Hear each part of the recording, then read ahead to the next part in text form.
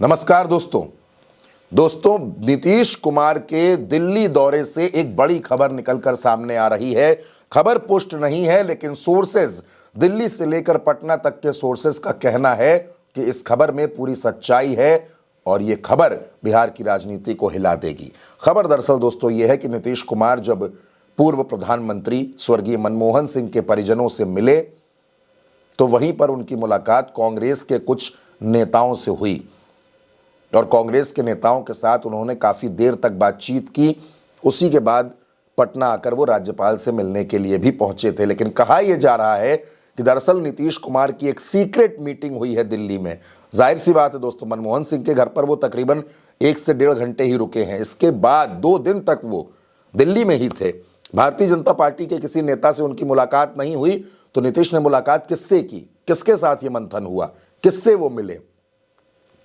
दोस्तों कहा यह जा रहा है कि नीतीश कुमार ने दरअसल यहां कांग्रेस की सांसद प्रियंका गांधी से मुलाकात की। इस बारे में सोर्सेस का कहना है कि ये मुलाकात हुई है। मुलाकात कहां पर हुई है इसके बारे में कोई जानकारी नहीं, लेकिन सूत्रों की माने तो ये मुलाकात हुई है। और इसी मुलाकात के बाद से नीतीश कुमार ने नए ऑप्शन के बारे में सोचना शुरू कर दिया है। नया ऑप्शन क्या है दोस्तों? नया ऑप्शन यह है कि नीतीश कुमार कांग्रेस के साथ जाने के बारे में भी सोच रहे हैं।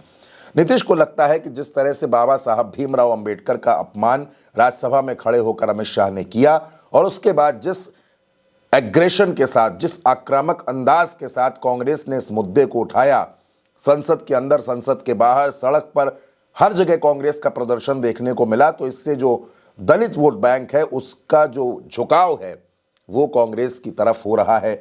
और अगर दलित वोट बैंक कांग्रेस की तरफ जा रहा है, अगर मुस्लिम वोट कांग्रेस की तरफ जा रहा है, तो कांग्रेस को अपने साथ लेना फायदे का सौदा हो सकता है। लेकिन दोस्तों खबर इससे बड़ी है। खबर इससे बड़ी यह है कि राहुल गांधी, जी हां, नेता विपक्ष राहुल गांधी अचानक पटना आ रहे हैं। दोस्तों बिहार में अभी चुनाव की तारीखों का ऐलान नहीं हुआ। अभी सरकार का कार्यकाल नवंबर तक है, लेकिन 11 महीने पहले ही सियासी हलचल इतनी ज्यादा हो गई है कि ऐसा लग रहा है कि बिहार का चुनाव मार्च अप्रैल में हो जाएगा। अब ऐसे में राहुल गांधी अचानक पटना आ रहे हैं। पटना में उनके कई कार्यक्रम हैं, लेकिन कई कार्यक्रमों के बीच में राहुल गांधी दरअसल ये मंथन करने की भी कोशिश करेंगे कि क्या कांग्रेस और नीतीश एक साथ मिलकर, एक होकर भारतीय जनता पार्टी को रोकने में कामयाब होंगे। दोस्तों आज की तारीख में बिहार की अगर आप राजनीति को देखें तो वहां जेडीयू और आरजेडी, इन दोनों पार्टियों का प्रभाव है। तेजस्वी यादव भी सक्रिय हो चुके हैं और भारतीय जनता पार्टी भी अपने कील कांटे दुरुस्त कर रही है।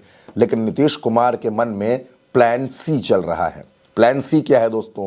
प्लान सी ये है कि नीतीश कुमार कांग्रेस के साथ गठबंधन करके चुनाव लड़ें और कांग्रेस के वोट बैंक का फायदा जेडीयू को मिले। दोस्तों जाहिर सी बात है कि जब गठबंधन होगा भारतीय जनता पार्टी और जेडीयू का, अगर ये एक साथ लड़ते हैं तो कई सीटों पर टकराव होगा। जिस तरह से आपने महाराष्ट्र में देखा कि वहां टकराव की स्थिति थी, उसी तरीके से आपको बिहार में भी टकराव की स्थिति दिखेगी। नीतीश कुमार यही नहीं चाहते।